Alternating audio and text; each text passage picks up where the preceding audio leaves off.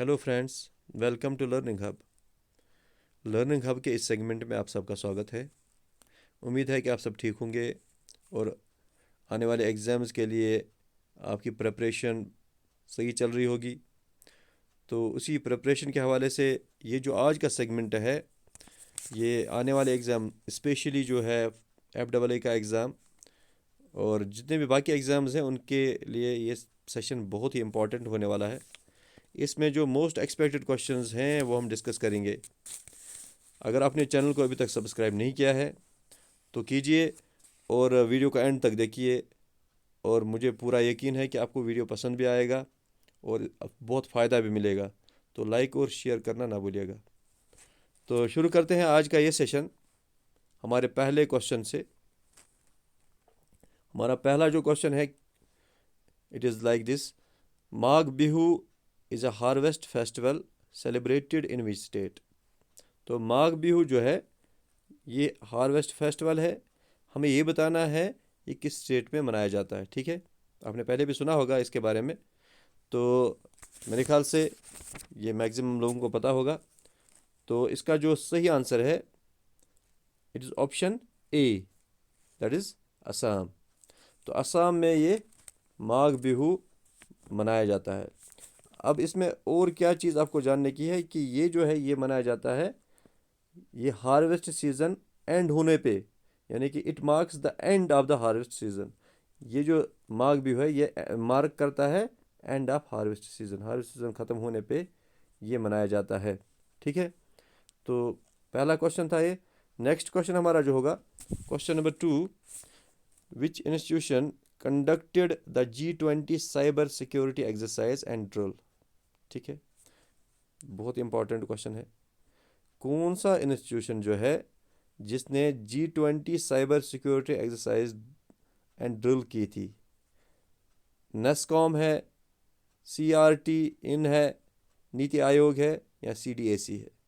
ठीक है, तो ये कौन सी जो है ना, कौन सा इंस्टीट्यूशन है जिसने G20 साइबर सिक्योरिटी ड्रिल की थी? ठीक है, तो इसका जो सही आंसर है, it is option B, that is CRT इन। अब ये CRT इन क्या है, थोड़ा जानने की कोशिश करेंगे। ये जो CRT है ये है Indian computer emergency response team. ठीक है, Indian computer emergency response team. तो ये जो है एक्चुअली ये ministry of electronics and information technology से के अंडर आता है।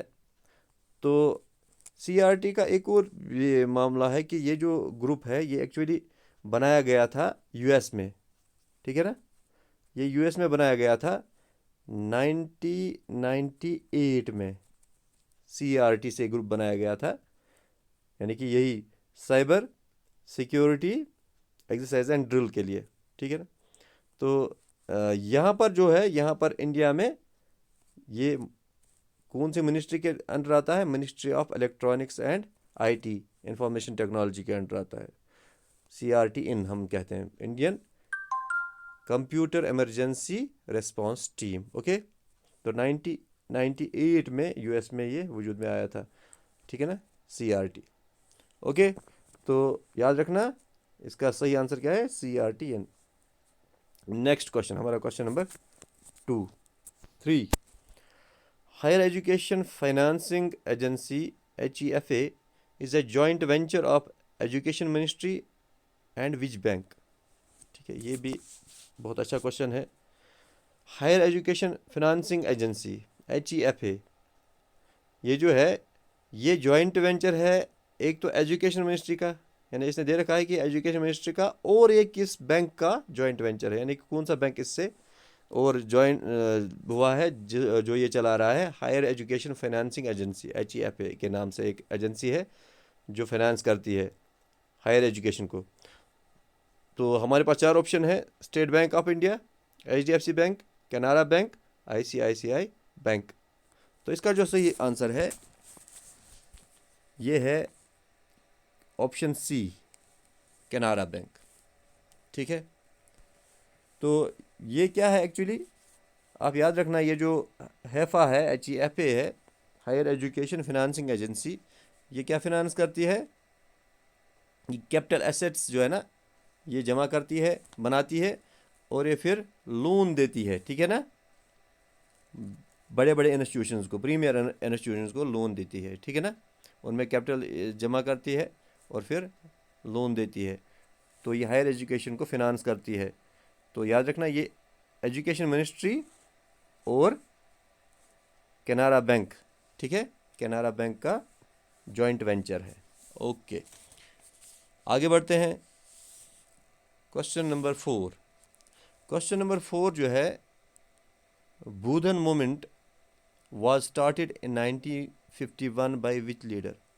ये क्वेश्चन अभी आया हुआ है, याद रखना, स्टॉक एक्सचेंज में आई थिंक ऐसा एक क्वेश्चन था इस से रिलेटेड। वो शायद कुछ और दूसरे अल्फाज में था, लेकिन यहाँ पर जो है ना, इसी से रिलेटेड ये क्वेश्चन है। तो बूधन मूवमेंट जो थी, ये स्टार्ट हुई थी 1951 में। हमें ये बताना है कि किस लीडर ने शुरू की थी। हमारे पास ऑप्शंस है, महात्मा गांधी, विनोबा भावे, रविंद्रनाथ टैगोर, अरबिंदो घोष। तो इसका जो सही आंसर है, it is option B, that is Vinoba Bhave, ठीक है ना। तो ये जो बूधन मूवमेंट है, ये शुरू की थी विनोबा भावे ने, और कब की थी? 1951 में। दैट मीन्स आज़ादी के बाद की बात है ये। अब ये मूवमेंट जो है, इस मूवमेंट में क्या था एक्चुअली, ये क्या, अच्छा एक और चीज़ भी है, इस मूवमेंट का दूसरा नाम भी है, इसको ब्लड लेस रेवोल्यूशन भी कहा जाता है। ब्लड लेस, ठीक है, रेवोल्यूशन। किस मूवमेंट को? बूधन मूवमेंट का दूसरा नाम क्या है? Blood less revolution. तो ये जो है, ये एक्चुअली लैंड रिफॉर्म्स के बारे में एक मूवमेंट थी, जिसमें ये बताया गया था, मांग ये थी कि जो भी बड़े बड़े साहूकार हैं, यानी जिनके पास ज़मीनें ज़्यादा हैं, वेल्दी लैंडलॉर्ड्स हैं, तो उनको बताया गया था कि वो वॉलंटियरली डोनेट करें थोड़ी लैंड उनके लिए जिनके पास नहीं है, ठीक है ना। ये मूवमेंट इसके लिए थी, यानी कि लैंड रिफॉर्म्स के लिए थी, मूवमेंट थी कि जो बड़े बड़े ज़मींदार हैं, वो ज़मीन वॉलंटियरली, थोड़ी बहुत ज़मीन जो है वो दान करे, डोनेट करे, किन के लिए? जिनके पास नहीं है। ओके, मेरे ख्याल से इतना काफ़ी है इसके लिए। तो याद रखिएगा, विनोबा भावे नाम है, और बूधन मूवमेंट, जिसको ब्लडलेस रेवोल्यूशन भी कहा जाता है। ओके, आगे बढ़ते हैं। Question number 5। भारतीय भाषा उत्सव, a 75-day long event to celebrate Indian languages, was started in which city? हाल ही में जो है भारतीय भाषा उत्सव मनाया गया, 75 डे लॉन्ग इवेंट था ये, और ये सेलिब्रेट किया गया था इंडियन लैंग्वेजेस, जिसमें सेलिब्रेट किए गए थे। अब ये कौन सी सिटी में हुआ था, हमें ये बताना है। चेन्नई में हुआ था, लखनऊ में हुआ था, कोची में हुआ था, या वाराणसी में हुआ था? Question number 5। तो याद रखना, इसका जो सही आंसर है, ये हुआ था लखनऊ में, ऑप्शन बी, ठीक है। भारतीय भाषा उत्सव, ठीक है ना, कहाँ पर हुआ था? लखनऊ में हुआ था। और एक और चीज़ भी है, अगर हम प्रिसाइज जाएं तो ये सितंबर 28 से, ठीक है ना,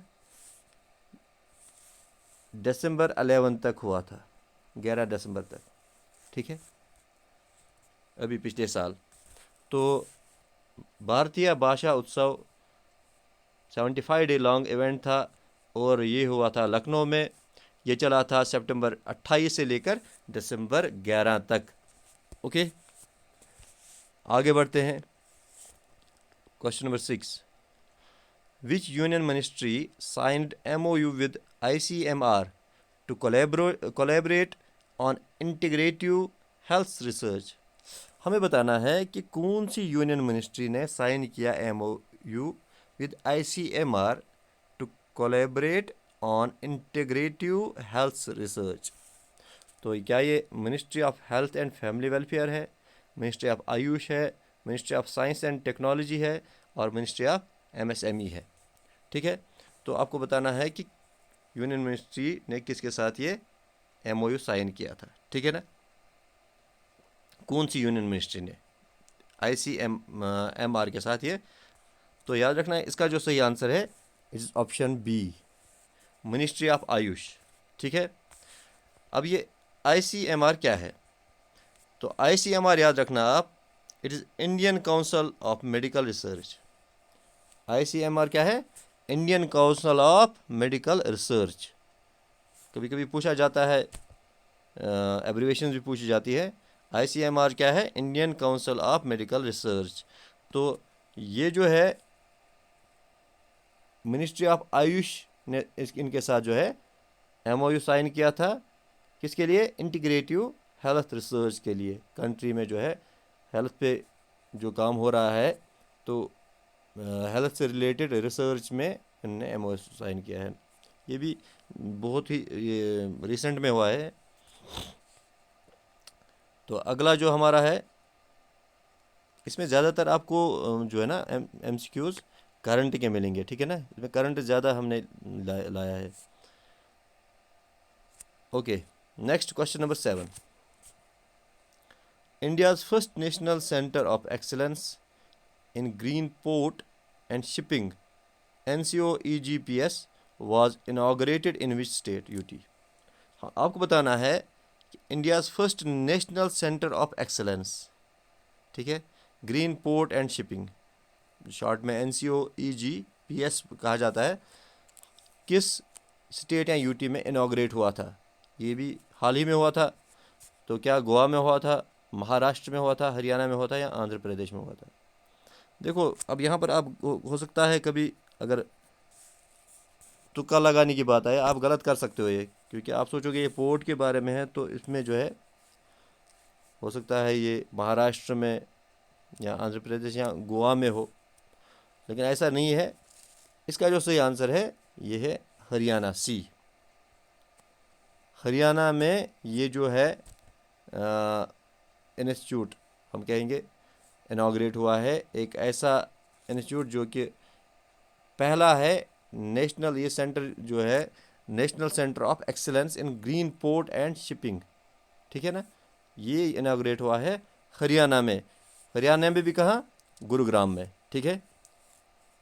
हरियाणा में गुरुग्राम में ये इनाग्रेट हुआ है रिसेंटली, ओके।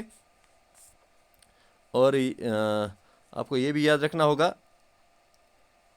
इसका मकसद क्या है, to make country a global hub for green ship building by 2030।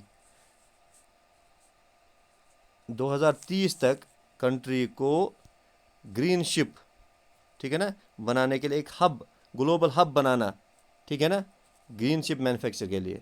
तो इसीलिए ये सेंटर खोला गया है जो कि हरियाणा में है, गुरुग्राम में, ओके। Next question number 8।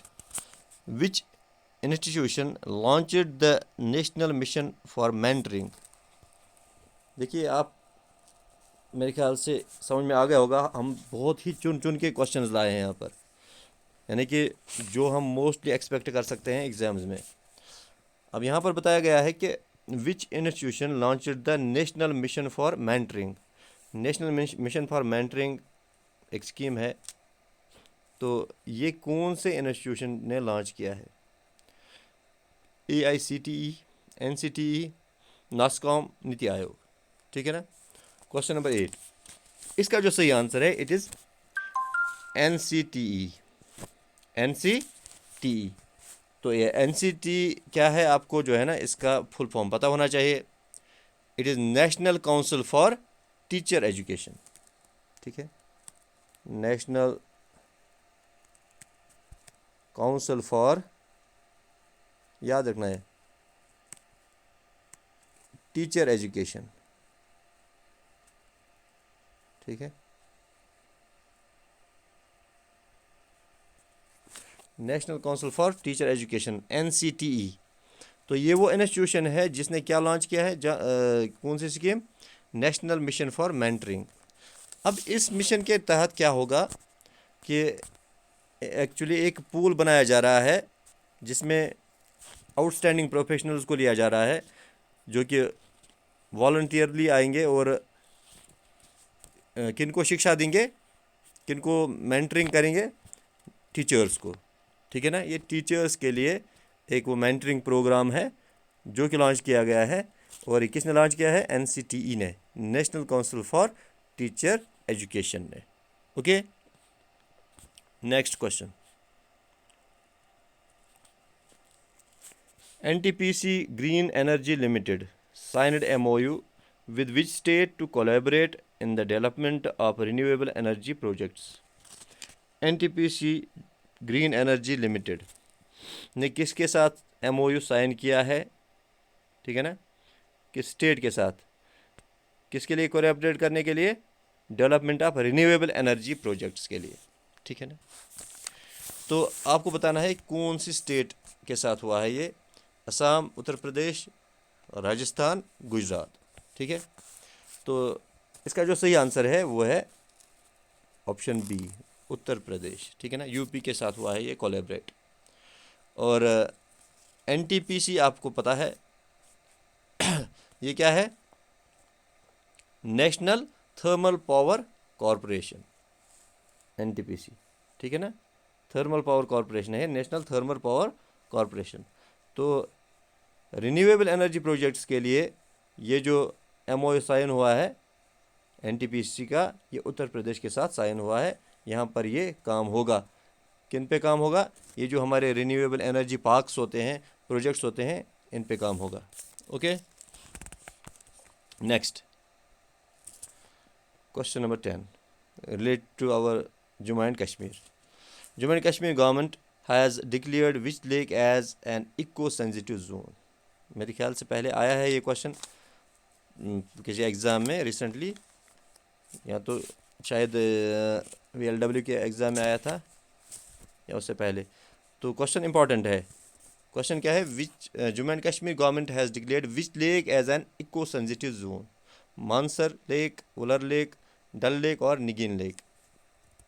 तो मेरे ख्याल से आपको पता होगा ये, जिन लोगों ने देखा होगा पहले। तो ये जो है ऑप्शन सी, डल लेक से रिलेटेड है। ठीक है, तो डल लेक के लिए जो है ये डिक्लेयर किया गया एन इको सेंसिटिव जोन। अब ये इको सेंसिटिव जोन क्या होता है? पहले तो मैं आपको बता दूं, ये हुआ था 2019 में। ठीक है, 2019 में इसको इको सेंसिटिव जोन करार दिया गया। असल में क्या हुआ है, जो ये डल लेक ही नहीं है, हाँ ये एक और बात भी है, ये सिर्फ डल लेक नहीं है, डल लेक के सराउंडिंग जो एरिया है वो समेत है ये। ठीक है, डल लेक का सराउंडिंग जो एरिया है प्लस डल लेक, ये सब इसमें आता है, इको सेंसिटिव जोन में आता है। असल में ये जो पहले था, पहले इसका जो एरिया था वो था 22 स्क्वायर किलोमीटर। ठीक है, डल लेक का। लेकिन ये इतना श्रिंक हुआ है, और श्रिंक क्यों हुआ है? इंक्रोचमेंट की वजह से, पोल्यूशन की वजह से और इंक्रोचमेंट की वजह से। अब ये सिर्फ 10 स्क्वायर किलोमीटर रहा है। ठीक है ना, 10 स्क्वायर किलोमीटर, 10 स्क्वायर किलोमीटर, 22 से 10 यानी कि आधे से भी ज़्यादा जो है ना ये कम हुआ है, इसका एरिया कम हुआ है। तो वही चीज़ ध्यान में रखे हुए ये जो है ये इको सेंसिटिव जोन बनाया गया, ताकि ये और श्रिंक ना हो और पोल्यूशन को भी देखा जाए, उसको भी कंट्रोल किया जाए और इंक्रोचमेंट को भी कंट्रोल किया जाए। ओके, तो ये था हमारा क्वेश्चन नंबर 10। आगे बढ़ते हैं 11 पे। The constitution of Jammu and Kashmir was framed bye. अब देखो ये क्वेश्चन मेरे ख्याल से आपने बहुत कम देखा होगा शायद। ये तो हमें पता है constitution of Jammu and Kashmir frame हुआ था, ये भी पता होगा आपको कब हुआ था, उससे रिलेटेड क्वेश्चन आया था पिछले VLW के एग्ज़ाम में भी। तो लेकिन ये किसने किया था ये मेरे ख्याल से बहुत कम लोगों को पता होगा। हमारे पास ऑप्शंस है, the same constituent assembly which framed the constitution of India. ये उसी कॉन्स्टिट्यूएंट असेंबली ने बनाया था जिसने कॉन्स्टिट्यूशन ऑफ इंडिया बनाया। दूसरा है special constituent assembly set by parliament. यहाँ पार्लियामेंट ने जो स्पेशल कॉन्स्टिट्यूएंट असेंबली बनाई उसने ये कॉन्स्टिट्यूशन बनाया जम्मू एंड कश्मीर का। यानी कि हमारा जो पहला जम्मू एंड कश्मीर का कॉन्स्टिट्यूशन था, अब तो नहीं है लेकिन पहले जो था उसके बारे में बात हो रही है। और फिर सी है special constituent assembly set up by the state, या वो कॉन्स्टिट्यूएंट असेंबली स्पेशल जो स्टेट ने सेट की थी, या डी है नन ऑफ द अबव। तो याद रखिएगा ये जो constitution of Jammu and Kashmir था, जो कि अब नहीं है, जो फ्रेम हुआ था, ये किया था frame special constituent assembly set up by state, यानी कि स्टेट की कॉन्स्टिट्यूएंट असेंबली ने, ये जम्मू एंड कश्मीर स्टेट की कॉन्स्टिट्यूएंट असेंबली ने ये फ्रेम किया था। ठीक है ना। पहली बात तो ये है, देखो ये एक आपको याद रखना होगा, special constituent assembly set up by the state ने constitution of Jammu and Kashmir frame किया था। अब बात रही डेट की, जिसके बारे में क्वेश्चन आया था पिछली बार भी, तो याद रखना आपको दो डेट्स याद रखने होंगे। एक है नवंबर 17, 1956, नवंबर 17, 1956, और दूसरा डेट है जनवरी 26, 1957। ओके, जनवरी 26 वो क्या है। और नवंबर 1756 में ये जो है अडॉप्ट हुआ था constitution of Jammu and Kashmir, November 17, 1956 में, और जनवरी 26, 1927 में ये इफेक्ट हुआ था इसका शुरू। ठीक है, इफेक्टिव हुआ था कब? जनवरी 26, 1957, और अडॉप्ट हुआ था नवंबर 17, 1956 में। तो याद रखिएगा, ये डेट्स याद रखिएगा, और साथ में ये भी याद रखिएगा कि special constituent assembly setup bye the state ने ये कॉन्स्टिट्यूशन फ्रेम किया था। ओके, बढ़ते हैं आगे। Question number 12, who was the head of delimitation commission recently set up to withdraw the Lok Sabha and assembly constituencies in Jammu and Kashmir and 4 north eastern states. ये भी recent का क्वेश्चन है, और आपको पता है इम्पॉर्टेंट भी है। अभी डिलिमिटेशन जो है ना हुई थी यहाँ पर सीट्स की, आप सबको पता होगा मेरे ख्याल से, क्योंकि यहीं रहते हैं हम, हमें पता है कि यहाँ पर जो डिलिमिटेशन हुआ था अभी सीट्स का, वो कब हुआ था, कैसे हुआ था। तो लेकिन वो जो कमीशन था, हमें ये बताना है हेड कौन था उस कमीशन का। ठीक है ना, जिसने ये विड्रॉ किया जो लोकसभा के और लोकसभा के असेंबली सीट्स को, कॉन्स्टिट्यूंसीज़ को। ठीक है ना, तो वो ये बड़ा टॉपिक है, ये हम ज़्यादा डिस्कस नहीं करेंगे, कॉन्स्टिट्यूंसीज़ कैसी होती हैं, फिर अभी उसमें कितनी सीट्स जो है ना ऐड की गई। हाँ, इतना आप कमेंट में आप मुझे आंसर दे सकते हो कि कितनी सीट्स ऐड की गई। ठीक है ना, कितनी कॉन्स्टिट्यूंसीज़ ऐड की गई, तो वो आप लिख लेना। लेकिन हमें फिलहाल यहाँ का जो क्वेश्चन है वो है कि उस कमीशन का हेड कौन था। तो आप याद रखना, इस कमीशन का जो हेड था वो था रंजन प्रकाश देसाई, रंजन प्रकाश देसाई, यानी ऑप्शन ए हमारा इसका सही आंसर है, रंजन प्रकाश देसाई डिलिमिटेशन कमीशन का हेड था। ठीक है ना, और सिर्फ यहाँ पर नहीं था, ये जम्मू एंड कश्मीर के लिए भी, ये और भी 4 नॉर्थ ईस्टर्न स्टेट्स के लिए था जो कमीशन बनाई गई थी, वहाँ पर भी डिलिमिटेशन प्रोसेस था। ठीक है, आगे बढ़ते हैं क्वेश्चन नंबर 13 पे। Which among the following matches of passes and state they are situated in are correct. ठीक है, यहाँ पर अब 4 पासिस हैं और 4 स्टेट्स, उनके सामने हमें बताना है कि कौन कौन सा इसमें करेक्ट है। ठीक है ना, जैसे पहला है जोजिला पास जम्मू एंड कश्मीर, ओके, बारालाचा पास हिमाचल प्रदेश, नीति पास उत्तराखंड, जलिपला पास सिक्किम। तो हमें बताना है कि इनमें से कौन कौन सा करेक्ट है, मैचड है, या जो नहीं है तो ऑप्शन में जैसे 1 और 2 है करेक्ट, 1 और 4, 1, 3, 4 और 1, 2, 3, 4। तो इसमें क्वेश्चन इस तरह से मैंने किया है कि इसमें जो भी चारों के चारों जो है ना ये मैच कर रहे हैं, ताकि आपको याद रहें, चारों पासेस भी याद रहें और स्टेट्स भी। तो जोजिला पास सबको पता है, ये जो है जम्मू एंड कश्मीर में, बारालाचा पास हिमाचल में, नीति पास जो है उत्तराखंड में, जलिपला पास सिक्किम में। तो ये चारों के चारों ठीक है, दैट मीन्स हमारा ऑप्शन डी 1, 2, 3 और 4 इसका करेक्ट ऑप्शन है। ठीक है, ओके, नेक्स्ट क्वेश्चन फिर से ऐसा ही क्वेश्चन है, यहाँ पर लेक्स के बारे में पूछा गया है। कि हमें लेक्स मैच करने हैं स्टेट्स के साथ। Loktak Manipur, पलिकेट Andhra Pradesh, loner Maharashtra, Wular Jammu and Kashmir. ये भी चारों के चारों ठीक है, ठीक है ना। इतना तो आपको पता ही होगा, इन लेक्स के बारे में भी आपने पढ़ा होगा। लोकटक मणिपुर में है, कब से पढ़ते आए हैं। पलिकेट आंध्र प्रदेश में है, लोनर जो है महाराष्ट्र में है, वुलर जम्मू एंड कश्मीर में। तो इसका सही आंसर भी ऑप्शन डी है। Okay, next question number 15, which among the following passes connects Himachal Pradesh and Ladakh. अब ये क्वेश्चन जो है ना इंटरेस्टिंग है, क्योंकि पहले ये क्वेश्चन जब आता था, ये आता था which among the following passes connect Himachal Pradesh and Jammu and Kashmir, क्योंकि तब लद्दाख भी जम्मू एंड कश्मीर के साथ था। लेकिन क्योंकि अब ये अलग यूटी है, इसीलिए अब ये क्वेश्चन ऐसे पूछा जाएगा, ठीक है। तो which among the following passes connects Himachal Pradesh and Ladakh. तो लद्दाख और हिमाचल प्रदेश को कौन सा पास इनमें कनेक्ट करता है? बारालाचा पास, जलिपला पास, नथुला पास, शिपकीला पास। तो याद रखना इसका जो सही आंसर है इट इज़ बारालाचा पास, यानी कि पहला ऑप्शन ए, क्वेश्चन नंबर 15 का ऑप्शन ए, बारालाचा पास जो है ये हिमाचल प्रदेश और लद्दाख को कनेक्ट करता है। हाँ, साथ में ये भी जानना ज़रूरी है कि ये कौन सी जगहों को कनेक्ट करता है एक्चुअली। देखो, लद्दाख में ये लेह को कनेक्ट करता है और हिमाचल प्रदेश में ये मंडी को कनेक्ट करता है, ठीक है ना। यानी ये जो हाईवे है जो कि यहाँ से जाता है इस पास से, वो लेह, यहाँ से लेह है लद्दाख से, और यहाँ से मंडी हिमाचल प्रदेश से। तो ये कनेक्ट करता है, बारालाचा पास है। साथ में एक और चीज़ भी है कि इसकी जो हाइट है इट इज़ 4890 मीटर्स एबो सी लेवल, ठीक है।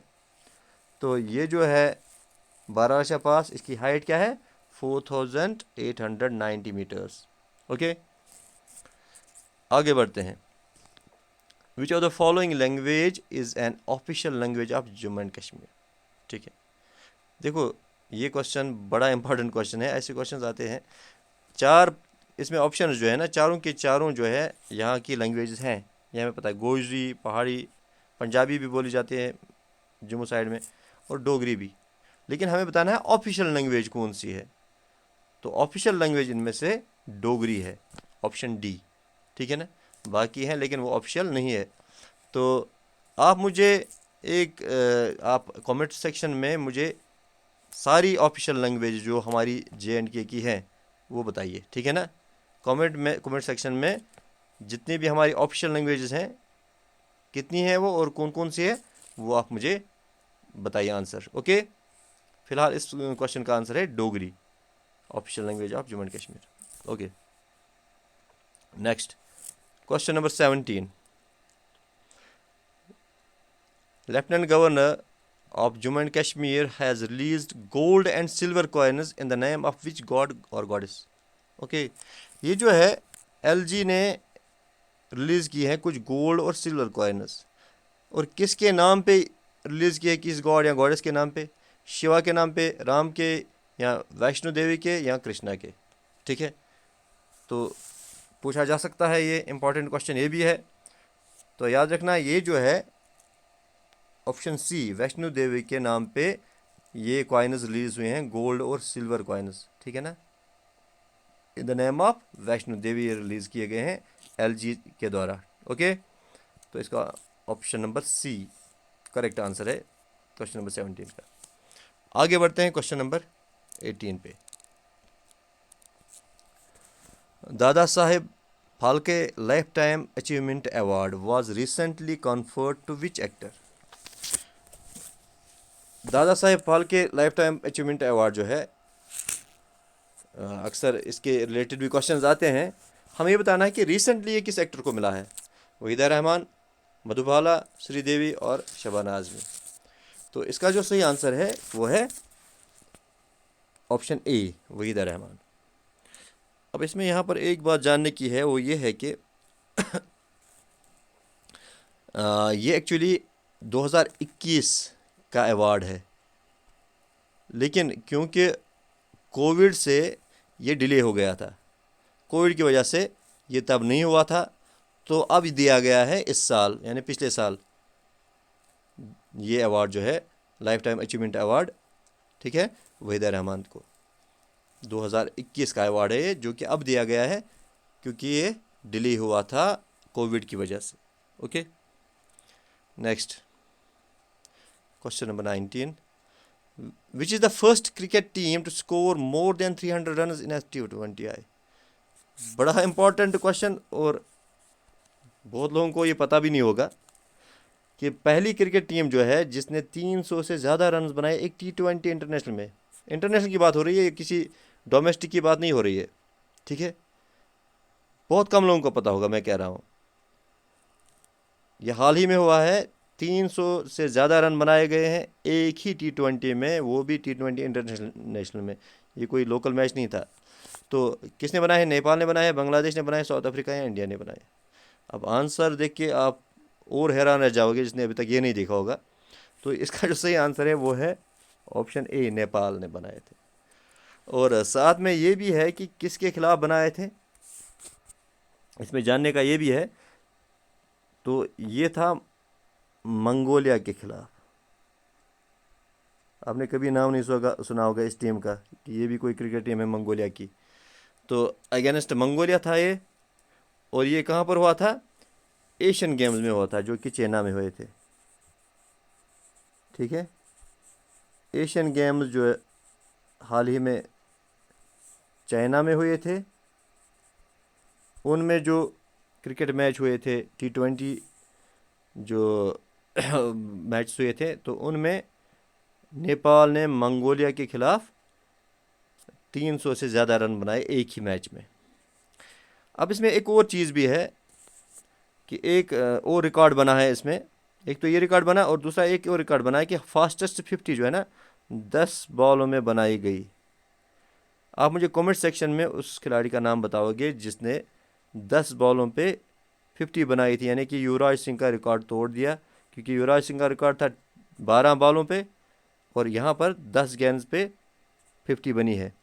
तो आप मुझे उस खिलाड़ी का नाम बताओगे कमेंट सेक्शन में, ओके, अगर किसी को पता हो तो। हमारा आज का आखिरी जो है ना MCQ, लास्ट MCQ, लेकिन बड़ा इम्पॉर्टेंट ये भी हाल ही में आया है क्वेश्चन शायद किसी एग्ज़ाम में। Neha Thakur who secured a silver medal for India at Asian Games plays which sport? हमें बताना है कि नेहा ठाकुर ने जो है ना हाल ही में सिल्वर मेडल जीता है एशियन गेम्स में, ठीक है ना। हमें सिर्फ ये बताना है कि कौन सी गेम खेलती है नेहा ठाकुर, या कौन सी गेम में ये सिल्वर मेडल जीता है। तो ये है ऑप्शन सी, सेलिंग। सेलिंग में नेहा ठाकुर ने सिल्वर जीता है, ठीक है ना, यानी कि सेकंड नंबर आया है। तो सेलिंग जो है ना स्पोर्ट जो नेहा ठाकुर खेलती है, जिसमें सिल्वर मेडल जीता गया है। ये था हमारा आखिरी क्वेश्चन इस सेशन का, और मेरे ख्याल से आपको ये पसंद आ गया होगा ये सेशन, क्योंकि बड़े इंपॉर्टेंट क्वेश्चन हमने इसमें डिस्कस किए हैं, और आई होप कि आप ये याद भी रखोगे। और क्योंकि आपको का जो एग्ज़ाम है जो कि फ़ा का बहुत नज़दीक है अब, तो आपको याद रखना होगा, अब ये बातें सब याद रखनी होंगी, और आई होप कि इनमें से क्वेश्चंस आ भी जाएं आपके एग्ज़ाम में। ओके, मिलते हैं हमारे नेक्स्ट सेशन में बहुत जल्द, तब तक के लिए खुदा हाफिज़।